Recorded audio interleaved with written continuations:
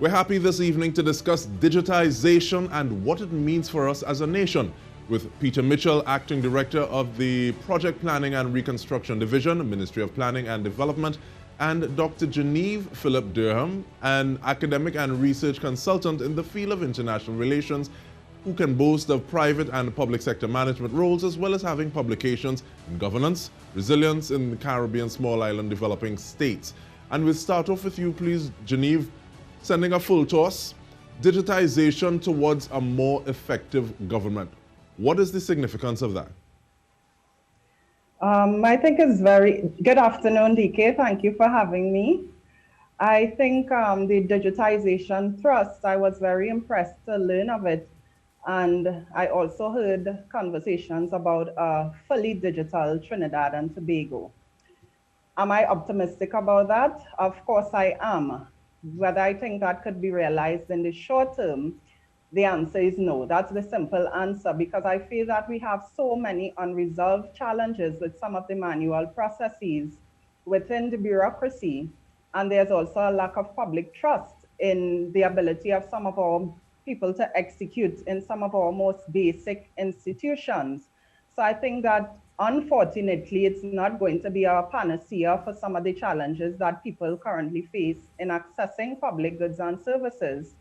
But I do think that it is a step in the right direction, and I hope that the process is one that unfolds neatly and sensibly with the best logic considered. And Peter, I'll have you weigh in now if you want to add to that, but I'll also ask, what kind of effect will this have towards improving policy versus person? And I say that because sometimes you go one day to the same place and you get through because there's a different person and they have a little more energy with it, looking for this, finding this, facilitating what it is you want to do at a government institution or level. But will digitization help that? So you go any day, and because things have been digitized, will that help? Do you think so? Hi, yes. Good afternoon to you, DK, and Ms. Phillip-Durham, and of course your viewers. What digitization would do is not only create an efficiency in terms of service delivery, and I'm glad that you raised the issue about going one day to the other. I think a lot of people assume that digitization is just about putting computers in an office. It's a whole business process that has to work on.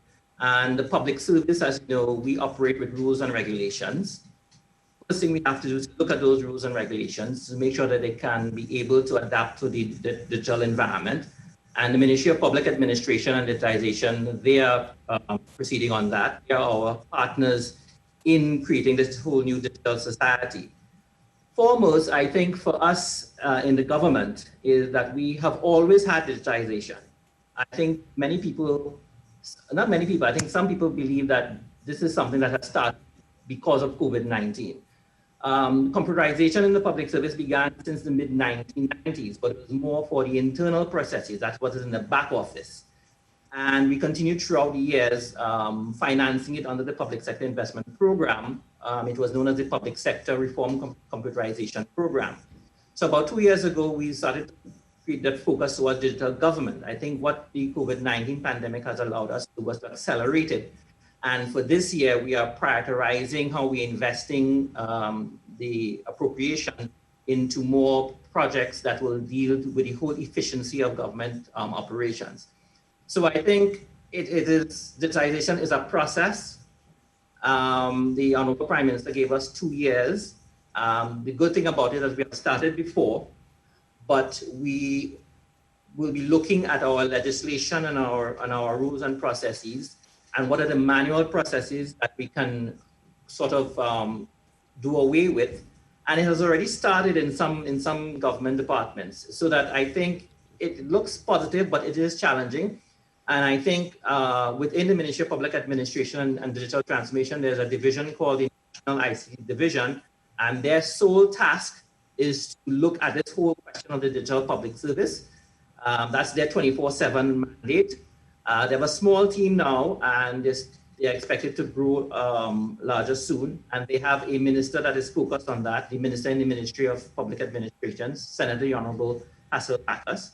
So I am optimistic that I think we'll have that focus, that we'll look at all of the processes. Because one of the things that is advantageous of having digitization transformation within the Ministry of Public Administration is that you marry the two environments together, the public service environment and a whole new digital environment. So that ministry now can give you a seamless improvement in how we deliver service. And I like the fact that you use the word improvement. And while we are thinking about the processes and how we can improve the situation, Genève, I want to ask you, and I want to use your words, how do we do this in a manner that is globally minded, but yet culturally intelligent and responsive? Thank you, Mr. Mitchell, for clearly articulating that this process would have started, you mentioned, since the 1980s. And in relation to what you're asking, DK, I think culturally minded, and this is not a Trinidad issue, this is a regional issue based on what the research that I have done. We are very good at starting things, but we often fall short with implementing and sustaining things, and we have to acknowledge that we have an implementation problem in order to be able to remedy it. For instance, I recall this initiative, I think it was the Ministry of Planning as well, Idea to Innovation, when Dr. Tiwari would have been that minister. And I had a few friends who participated, and it would have been, you know, about ideas toward digitization and along with the innovation thrust.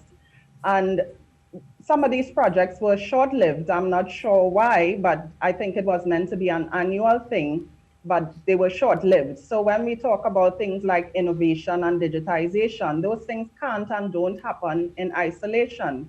We have to be aware, we have to acknowledge where the challenges lie in order to ensure that we create an enabling environment and to ensure that things are sustained and sustainable, and for youngsters and even older persons to be encouraged to be a part of this movement and to contribute to that movement. So I don't think that it's impossible, but as Mr. Mitchell would have said, we started this movement in the 1980s, and I was looking at the Central Bank of Barbados this week. They hosted a minister from Rwanda, and they were saying they had started 20 years ago, and it was very heartening to hear how far along they've come. So I think much more needs to be done, and in order for much more to be done, we have to acknowledge that we have challenges and loopholes where implementation and really getting things done beyond just talking about it, we need to ensure that we implement and action things. And I'll ask you for your response on that, Mr. Mitchell, and I'll ask you the same question as well with 1 minute to go in this half. What do we do to make sure that while we are globally minded in terms of the process of digitalization, that we're still looking at the culture of Trinidad and Tobago, and this is both positive and negative when everything that we say culture, while we're taking this process forward? Okay, just to comment on what the guest said, she's quite right. We started in the 1980s, but an acceleration would have taken place in the mid-80s. That will be under the late Senator, the Honorable Gordon Draper, in terms of the computerization of the public service.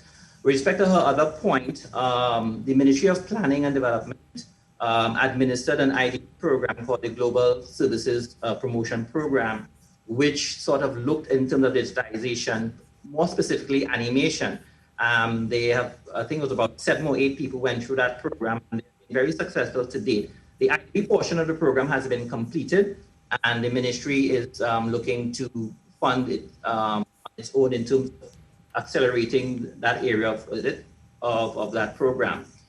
With respect to the whole what we can do, and I know that people tend to be very pessimistic that we start something and it doesn't follow through. But I think you must understand that Trinidad and Tobago is a small open economy. Whether you like it or not, digitization has to happen. Luckily for us, we like digitization, so it will happen. The world, to do commerce with the world now, it's through ICT, information communication technology. That's important. And I think one of the things that people have to know is that once the public service starts, everybody else would follow. Because there's this theory that has been going on when the World Bank looked at this in terms of information for development. They said that 2 areas of a country must digitize for the country to digitize. That is the government and your financial services. And on that note, Mr. Mitchell, we take a break because I want to come back to that point, and I'll ask the question, how do we take people who traditionally have not necessarily been in this area to that mindset and to that process? But we continue that conversation when we come back. Stay with us. Welcome back. We are speaking with Peter Mitchell and Dr. Genève Phillip-Durham. We're speaking about digitalization and what that can mean for the nation of Trinidad and Tobago. And Mr. Mitchell, I cut you off and we want to go back because you said in terms of taking it forward and digital transformation, you said it is so important for the public sector to be a part of this movement. But how do you address individuals who are not necessarily used to that? How do you take them forward? And I'm thinking both on the part of people who are in the public sector and then people who are trying to avail themselves of services. Okay, well, let me speak about in the public sector first. It's all part of what you call change management. And right now, even within my division, change management exercise, where we are looking to do all our processes in terms of monitoring projects, ministries, and departments and putting it online. Through a project called the Integrated Financial Management System, which is being piloted by the Ministry of Finance. So my division, we're going through change management, where you explain it to people, where you try to remove the mystique and the fear. It's not something that is going to beam you out of this world. I think your end user relations is very important. And I started this discussion by saying digitization is a process. That process means that what you have to do is that when you digitize, particularly in any government department that provides service to the public, there is what you call this transition that has to take place, where you have people. If you notice, when you go to Massy stores, in some of the stores, you have somebody showing you how to use the cashless kiosks and so forth. That is what will have to be going on in public service. And I know some departments, I don't want to call them out and leave out others, but there are some departments who have trained their officers in terms of how to deal with people and doing those things. But one other aspect of digitization that we must not lose sight of is that you can do this at the comfort of your home as well. You can transact government business at the comfort of your home. And even with that, you have an online presence by those departments where they can walk you through certain things and they can explain you to certain things. So the end user is very important. The culture of Trinidad and Tobago is important, and I think one of the things that I've heard from my colleagues who are involved in reforming the computerized system in their departments is that a lot of people like to go personally into buildings and hang around and talk. Well, of course, now you can't really do that because we're in a global pandemic. But that culture of being very personable will always be there. So I think in your digitization strategy, what you have to do, you have to cater for that, but showing where to improve productivity, there's a particular way of doing it and so forth, without losing that personal touch. So that's why I alluded that some departments have had your CSRs on the phone, you have online chats and so forth to deal with that culture issue. So I must give credit to a certain government department that has started that process, and they have done very well so far. Of course, there are little kinks, not everything is hunky-dory fine, but I think the enthusiasm of that government department to see it through is something that will redound to the entire public service. But as I said, it's a work in progress. So we start with starting, as I said, we started a few years ago in terms of certain areas.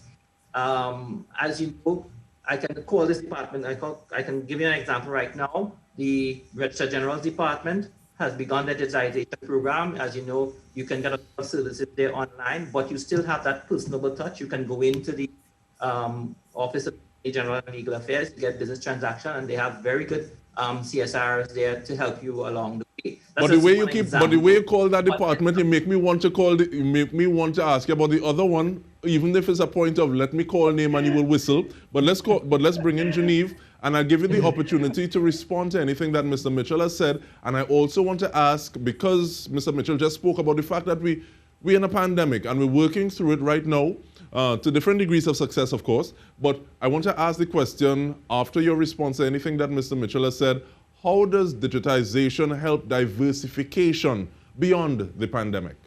Genève?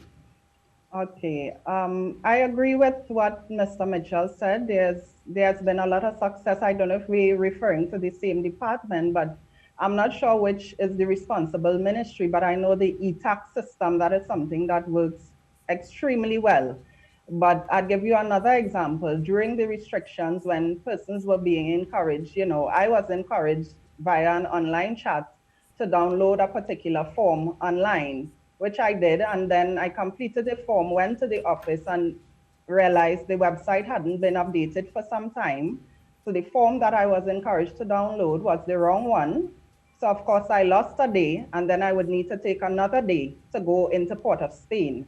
So many of these services that sometimes are offered online, you complete 50% of the process online, and then you still have to time the cashier at a ministry so that you can complete that transaction. And yes, I agree, culturally, we like that personal interaction and we like that personal touch, but we also have to speak to the different demographics that we are dealing with, because millennials and Gen Xers, they want to avoid that personal touch and personal interaction at all costs, especially when you're going into a public office. So we need to be responsive to that, and we need to ensure that things are fully integrated. There's no point in completing 50% of my process online and then needing to take a day or a half day to go to complete it. So I think we need to be mindful of some of those things and ensure that, I know it's a process, it will take time, but we need to ensure that in order for us to benefit optimally, things have to be done correctly and the correct process has to be followed so that it's sustained. And I refer back to sustained and sustainable, because we'll also recall with the launch of the learning management system by the Ministry of Education, and not to target anyone in particular, but the way that unfolded, it crashed a few hours after being launched. So we have to be mindful of those things and ensuring that the correct processes are followed so that users can benefit from the products and services that are available via the new thrust to e-government and e-commerce and e-business and so on. And we have about 45 seconds. We have about 45 seconds each. But I want to stick in and ask the question, in dealing with things remotely, in digitizing, where do subsidies come into play when we're trying to diversify and develop? And I'll continue with you, please, Genève. Well, I suppose some of the subsidies that would have gone into things like WASA, you were hearing about $2.5 billion a year and so on. That money could be best placed or better placed in terms of the digitization thrust to get some of the things done to ensure that the systems are integrated and to ensure that users benefit from these systems, as well as the removal and subsidies and so on in the hydrocarbon sector.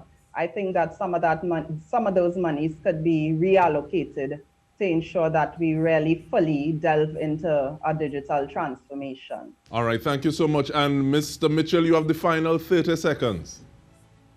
Okay, I just want to say that digitization and diversification go hand in hand, and I'll just leave it like this. In order for us to be globally competitive, we have to use the technology, whether it's manufacturing, whether it's service sectors, whether it's tourism, or energy services, or even the energy sector itself. Digitization helps to be globally competitive. Speed is now the key ingredient for you to be globally competitive. And I think digitization is something that we have to embrace for that. All right, and we end this speedily, thanking both of you so much. And thank you on behalf of the entire news team for joining us. Have a good night.